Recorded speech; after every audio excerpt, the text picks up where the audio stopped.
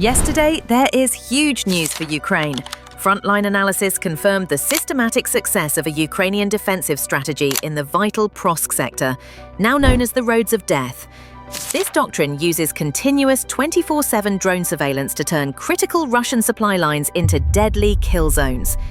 The main goal isn't to win a direct fight, but to cut off the logistical lifelines of the Russian assault force. This campaign of attrition is reportedly causing heavy equipment and personal losses, significantly weakening Russia's ability to mount large-scale mechanized assaults, and forcing a full strategic reassessment. The city of Prosk remains a key operational target for Russian forces. Capturing it would provide major logistical and strategic advantages, opening new routes for Ukraine. This goal is complicated by Russian military doctrine's reliance on mechanized units. Tanks, infantry fighting vehicles, and self-propelled artillery depend on secure roads for movement, resupply, and staging.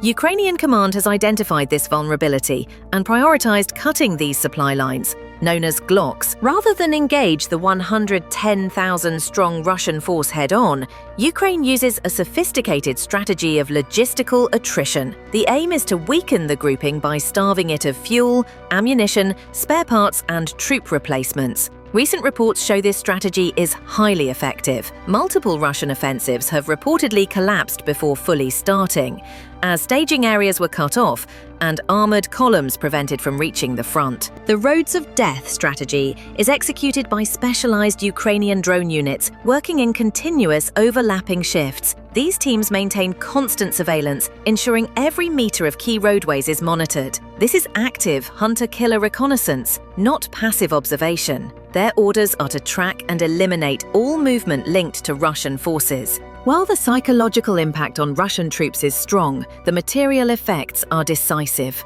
This persistent aerial interdiction has created a formidable barrier, forcing Russian commanders to seek alternatives as their main assault plans become unworkable. In the comments below, let me know how long do you think Russia can keep fighting if its supply lines stay cut off? And would you rather command a tank unit or a drone squad in a war like this? Best comment wins a prize, which is announced in my next video. Stay tuned. To continue, the strategy's effectiveness is shown in recent tactical engagements. Russian forces tried moving under the cover of darkness, thinking the night would shield them. Around 2:17 a.m., a Ukrainian surveillance drone spotted a single Russian UAZ utility van, a common non-armored vehicle moving along a known road. These vehicles are crucial for last-mile logistics, delivering ammunition, rations, or important personnel like officers. An FPV strike drone was immediately directed to the target. Geolocated footage later revealed high operator skill. The drone was navigated directly through the van's open side window before detonation, resulting in a complete internal explosion, destroying the vehicle, its occupants, and cargo. Later, around 3:05 a.m., the same drone network found a higher value target, a T-80 main battle tank. The 42-ton vehicle was moving along the road, likely advancing to a forward-firing position.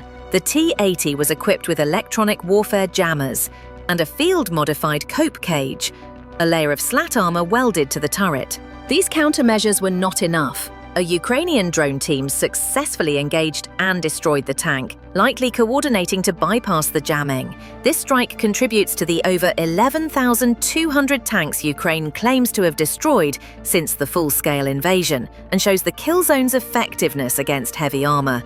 The T-80's destruction, despite protections, highlights a persistent Russian failure to adapt. The cope cage symbolizes reactive and often improvised attempts to counter Ukrainian drone superiority. These improvised armors, metal cages, netting, or makeshift wooden barriers, aim to detonate FPV drone warheads before they hit the tank's main armor. While theoretically sound, these cages fail in practice. Skilled drone operators can target armor gaps, or the initial drone strike can strip away the cage, exposing the tank to a follow-up strike. An August report noted one extreme case, a heavily modified tank with so many cages that 60 FPV drones were needed to neutralize it. While it survived, the extreme armor made it nearly immobile, turning it from a mobile weapon into a static pillbox. It couldn't perform evasive maneuvers or relocate, showing a critical flaw. In trying to protect tanks, Russian forces sacrificed the mobility that defines them. The T-80 destroyed near Pikro confirms that standard mobile operations aren't reliably protected by these cages. The Roads of Death campaign targets aren't limited to heavy armor. Ukrainian drone operators systematically eliminate all logistical vehicles, including supply vans, civilian pickups, motorcycles, and even soldiers carrying supplies by hand. This detailed interdiction points to a systemic Russian military crisis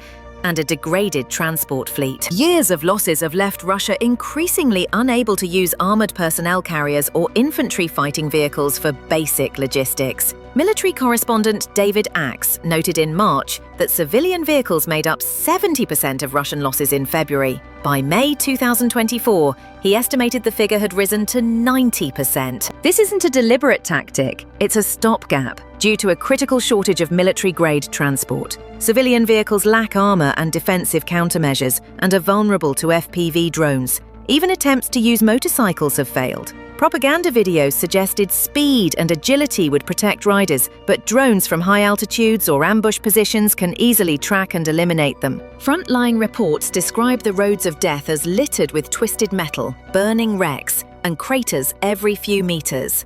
Russian forces have repeatedly failed to adapt to this strategy. The first precedent was in Kursk Oblast. After a successful Ukrainian incursion, Russia launched a counter-offensive.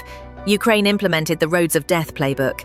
An October report detailed how an 8.7-mile stretch of the Snagost-Zeleny Shlak highway became a kill zone. Over 30 units of Russian heavy equipment were destroyed in weeks, including 9 APCs, 12 IFVs, 5 armored vehicles, and 3 tanks. What would you guys do if you were in command? Try to fight through it, or find another route? The second precedent was on the Prikrosoft western flank in summer. Video analysis identified a 5-mile road connecting Zof, Novapstinka, and Pushnika. Over 140 Russian tanks, armored vehicles, and civilian transports were destroyed along it, averaging 28.5 destroyed vehicles per mile. This history shows a significant failure in Russian command, intelligence, and adaptation. The success in Prosovsk is credited to Commander Robert Brovdy, call sign Maguire, a former businessman who volunteered for territorial defense in February 2022. He became a key figure in Ukraine's drone warfare, now commander of the unmanned systems of the Ukrainian armed forces, and received one of the nation's highest military honors. Brovdy's doctrine is straightforward. Total drone dominance over a dozen kilometers behind the front line, with every meter of road observed, every vehicle tracked, and every movement punished immediately. His expertise is central to the operation's effectiveness. Recently, Russian vehicle movement has been almost entirely stopped. Unable to conduct mechanized assaults, Russia now deploys small infiltration teams of 3 soldiers or fewer, trying to get close to drone operators or mortar crews to disrupt Ukrainian defenses. In response, Commander Brovdy issued a counter-order. With vehicles neutralized, Ukrainian drones now prioritize Russian infantry.